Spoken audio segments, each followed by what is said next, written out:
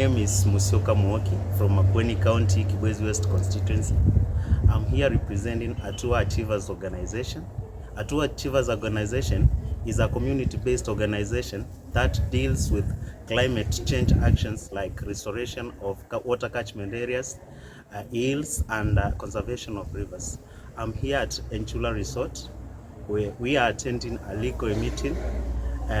Today we have learned about climate finance, where we have been taught how we can source funds to enable this thing.